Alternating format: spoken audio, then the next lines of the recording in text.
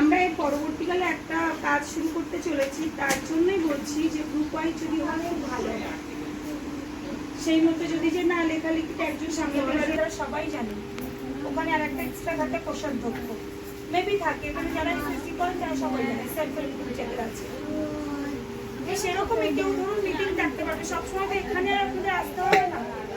ধরুন একটা কারোর বাড়ির বারান্দাতে একটা মিটিং করবেন, কেউ ধরো একটু ডেকে নিন, আমরা 10 জন বাড়ির পাশে বেরোলে 10টা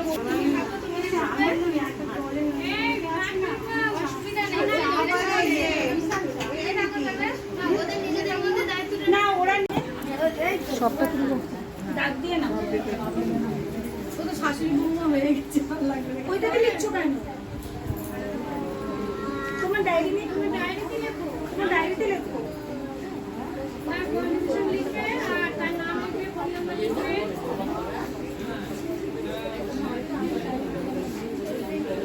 আচ্ছা ও যে ওর নামটা কি?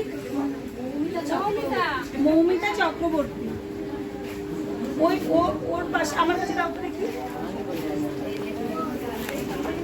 তোমরা আর একজন অন্য কেউ হও না, তোমরা কেউ হও না।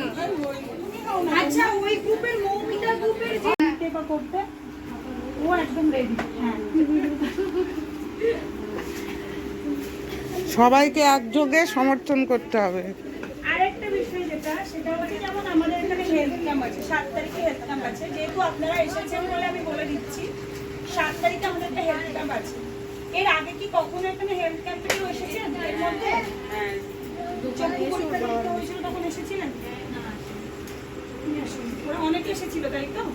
এবার আবার রবিবারে আছে সম্পূর্ণ বিনামূল্যে আমাদের সুগার টেস্ট।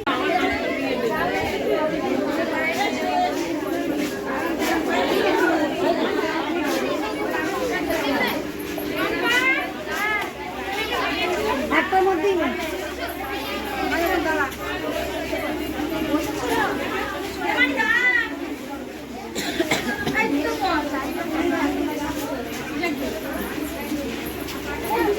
এই শম্পা নিয়েছো?